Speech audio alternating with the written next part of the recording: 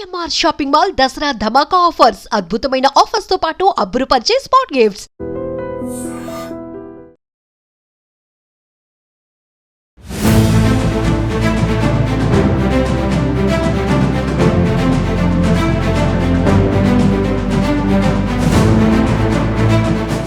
నమస్కారం, welcome to I dream. నేను మీ సంగీత.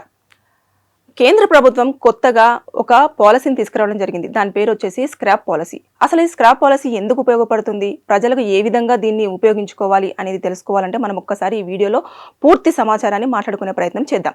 ఇప్పుడు సెంట్రల్ గవర్నమెంట్ స్క్రాప్ పాలసీ ఎందుకు తీసుకొచ్చింది అంటే, ఒక వెహికల్ కంటూ దానికి ఒక లైఫ్ టైం అనేది ఉండడం జరుగుతుంది.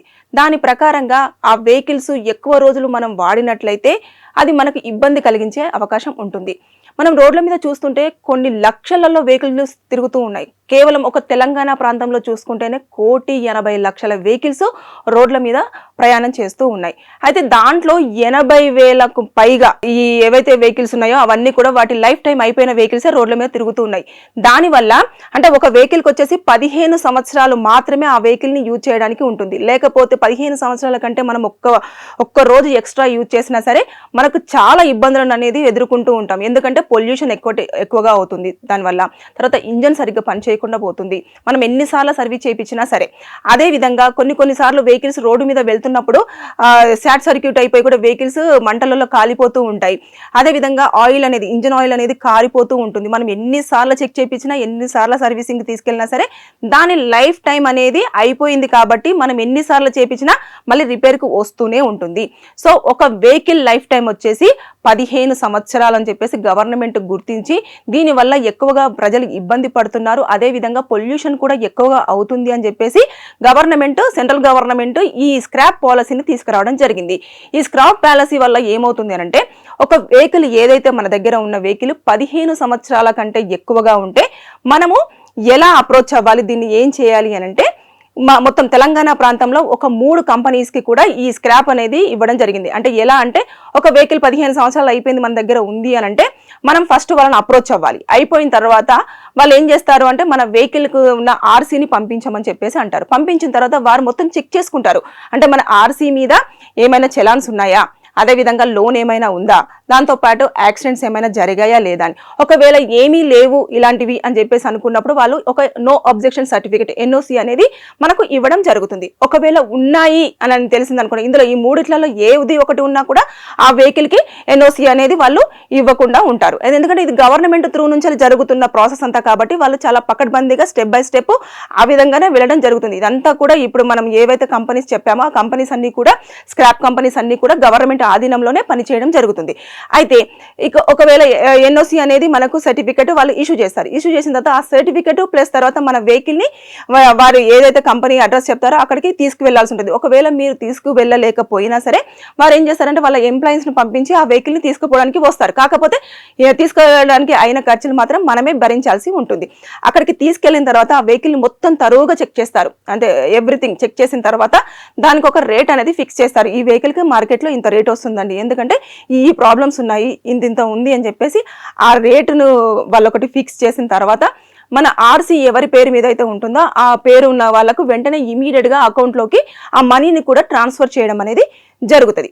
జరిగిన తర్వాత వాళ్ళు ఏం చేస్తారంటే, దాంతోపాటు ఒక COD అనేది కూడా సర్టిఫికెట్, ఒక లెటర్ అనేది మనకు ఇస్తారు.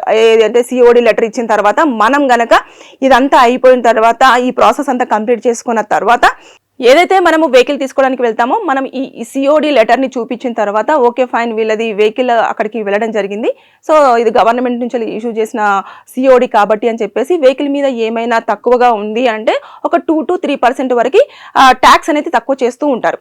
తక్కువ చేయడం వల్ల మనం కొంచెం బెనిఫిట్ అయ్యే అవకాశాలు ఉంటుంది. ఇకపోతే ఇంకొకటి మెయిన్గా ఒకటి ఏంటంటే ఇంపార్టెంట్ థింగ్, మనము ఎప్పుడైతే ఆ వెహికల్ని స్క్రాప్ ఇచ్చేస్తామో ఇమీడియట్గా మన పేరు మీద నెంబర్ ఉంటుంది, రిజిస్ట్రేషన్ నెంబర్, అది ఆటోమేటిక్గా ఆ గవర్నమెంట్ సైట్లో ఇమీడియట్గా కూడా అది డిలీట్ అయిపోవడం అనేది జరుగుతుంది. పూర్తి స్థాయిలో డిలీట్ అయిపోతుంది.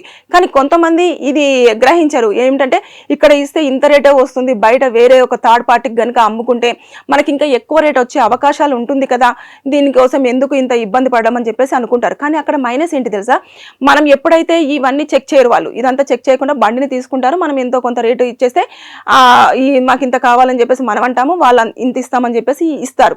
కానీ మన పేరు మీద ఉన్న రిజిస్ట్రేషన్ మాత్రము, ఆ వెహికల్ రిజిస్ట్రేషన్ మాత్రము వాళ్ళ దగ్గర అసలు డిలీట్ అయ్యడానికి ఛాన్సే ఉండదు.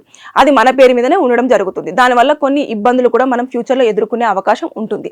సో ఇక్కడైతే గవర్నమెంట్ ఆధీనంలో జరుగుతుంది కాబట్టి వారు చాలా క్లియర్గా స్టెప్ బై స్టెప్ వెళ్ళడం జరుగుతుంది కదా. అంటే 15 సంవత్సరాల వెహికల్ ఏదైతే ఉంటుందో 15 సంవత్సరాల వరకు ఓకే, లోపు వరకు ఓకే.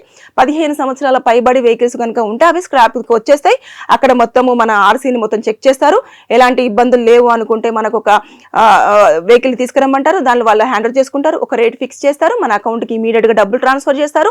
దాంతోపాటు ఒక సిఓడి లెటర్ని కూడా ఇస్తారు. దానివల్ల మనం వేరే వెహికల్ కొనుక్కోవడానికి కూడా చాలా అన్ని క్లియర్గా ఉంటాయి. ఒకవేళ మన ఆధార్ కార్డ్ నెంబర్ కొట్టి చూసేసి కానివ్వండి, లేదంటే మన డీటెయిల్స్ అన్ని కొడితే మన పేరు మీద కూడా ఎలాంటి రిజిస్ట్రేషన్ అంటే వెహికల్ రిజిస్ట్రేషన్ అయి ఉంది అనేది లేకుండానే చాలా క్లియర్ షీట్గా ఉండడం జరుగుతుంది.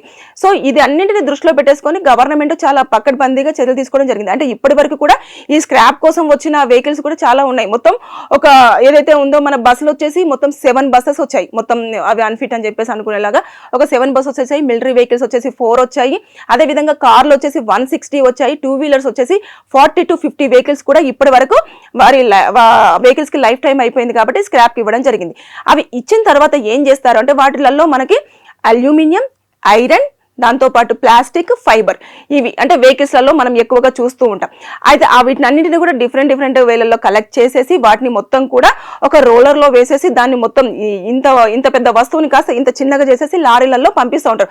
ఇవి కూడా గవర్నమెంట్ తోటి డీల్ అయిన వాళ్ళకు మాత్రమే మనం సేల్ చేయాల్సి ఉంటుంది. అంటే గవర్నమెంట్ డీల్ అయిన వాళ్ళకి ఈ 3 కంపెనీస్ ఎవరైతే ఉన్నారో వాళ్ళు సేల్ చేయాలి. దానిపైన జిఎస్టీ అనేది కూడా కంపెనీ తీసుకోవడం జరుగుతుంది.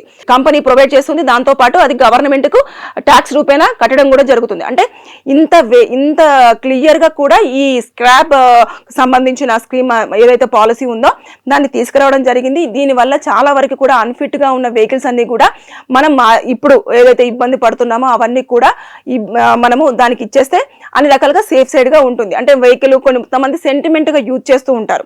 సో దాన్ని స్క్రాప్ కి ఇవ్వకపోయినా కూడా వాడకుండా ఉండడం చాలా ఉత్తమం. దాంతో పాటు ఇంకొకటి కూడా గవర్నమెంట్ మెన్షన్ చేయడం జరిగింది. ఎప్పుడైతే ఇలాంటి వెహికల్స్ కొంతమంది సెంటిమెంట్ గా ఇంట్లో ఉంచేసుకొని రోడ్డుని మనం యూజ్ చేసుకోము. అంటే వినియోగదారుల చట్టం కింద ఎలా ఉంటుందంటే మనం ఒక వెహికల్ ని రోడ్డు మీకు తీసుకెళ్తే జనాల మధ్యలో కానివ్వండి, తర్వాత రోడ్డు యూజ్ చేసుకుంటాము, మౌలిక సదుపాయాలన్నీ కూడా యూజ్ చేసుకుంటూ ఉంటాం కదా. దానికోసం మనం ట్యాక్స్ అనేది పే చేస్తాం. వెహికల్ ట్యాక్స్ కింద, మోటార్ వెహికల్ యాక్ట్ కింద కొంచెం ట్యాక్స్ అనేది పే చేస్తూ ఉంటాం కదా. ఇప్పుడు ఏదైతే మనము వెహికల్స్ మనం యూజ్ చేయని వెహికల్స్ ఏవైతే ఇంట్లో సెంటిమెంట్ గా పెట్టుకున్న వెహికల్స్ కొన్ని ఉంటాయి కదా, దానికి ట్యాక్స్ కూడా పే చేయాల్సినంత అవసరం లేదు అని సెంట్రల్ గవర్నమెంట్ ఆల్రెడీ అనౌన్స్ చేయడం అనేది జరిగింది. సో ఇలాంటివన్నీ కొత్తగా కూడా గవర్నమెంట్ మన ముందుకు తీసుకురావడం జరుగుతుంది. దీనిపైన ఎప్పటికప్పుడు మనం ఇన్ఫర్మేషన్ అనేది తెలుసుకుంటూ ఉంటే అన్ని రకాలుగా మనం శ్రేయస్కరం. ఇప్పుడు చూసారు కదా 15 సంవత్సరాల వెహికల్ ఏదైనా కూడా కొంతమంది ఎన్నో ఇయర్స్ బ్యాక్ కొంటారు, కానీ సెంటిమెంట్ గా దాన్నే యూజ్ చేస్తుంటారు. అలా కాకుండా ఇప్పుడు కొత్త వెహికల్ కూడా తీసుకునే అవకాశం ఉంది. మన పేరు మీద రిజిస్ట్రేషన్ కూడా చాలా నీట్ గా క్లియర్ గా ఆ గవర్నమెంట్ సైట్ లో పూర్తి స్థాయిలో డిలీట్ అవ్వడానికి కూడా గవర్నమెంట్ అది ఇన్బిల్డ్ గా కూడా అందులో పెట్టడం జరిగింది. దాంతో పాటు ఈ ఏదైతే ఉంటుందో ఇమీడియట్ గా గవర్నమెంట్ ఒక రేట్ ని ఫిక్స్ చేసి అకౌంట్ లో కూడా ఇంకా మనము బేరాసారాలు ఏమి ఉండవు. ఇంకా వాళ్ళు ఒక రేట్ ఫిక్స్ చేస్తారు, దాన్ని బట్టి మన అకౌంట్ లోకి మన ముందే ఇంకా వచ్చేస్తుంది అన్నట్టు. ఇలాంటివన్నీ జరిగిపోతున్నాయి కాబట్టి ఇంకా పేపర్స్ ఇలాంటివన్నీ ఏమీ చూడరు. ఇంకా వాళ్ళకి కావాల్సింది ఒక ఆర్సీ మాత్రమే. ఆర్సీ ఇచ్చేస్తే పూర్తి స్థాయిలో ఆ వెహికల్ని హ్యాండిల్ చేసుకొని డబ్బులు ఇచ్చేస్తారు. సో మీకు కనుక అంటే నాకైతే ఈ సెంట్రల్ గవర్నమెంట్ తీసుకొచ్చిన ఈ స్క్రాప్ పాలసీ మాత్రం చాలా నచ్చింది. ఎందుకంటే అన్ఫిట్ గా ఉన్న వెహికల్స్ వల్ల చాలా మంది ఇబ్బందులు పడుతున్నారు, కొంతమంది ప్రాణాలు కూడా కోల్పోతున్నారు. కాబట్టి ఇది మంచి స్టెప్ అని నేనైతే అనుకుంటున్నాను. ఎవరికైనా ఈ వీడియో చూస్తున్న వారికి లీగల్ గా ఏమైనా సమస్యలు ఉంటే అది ఫ్యామిలీ పరంగానే కానివ్వండి, లేదు అనుకుంటే ల్యాండ్ పరంగానే కానివ్వండి, ఏదైనా లోన్స్ వేధింపులు కానివ్వండి, ఇలాంటివి ఏమున్నా సరే కింద కామెంట్ రూపంలో మీ ప్రాబ్లమ్ని తెలియజేయండి. దానిపైన నేను వీడియో చేసి మీకు పూర్తి సమాచారం ఇవ్వడానికి ప్రయత్నం చేస్తాను. Thank you. నిజంగా ప్రస్తుతం ఉన్నటువంటి సమాజం దేనికి ప్రయారిటీ ఇస్తుంది?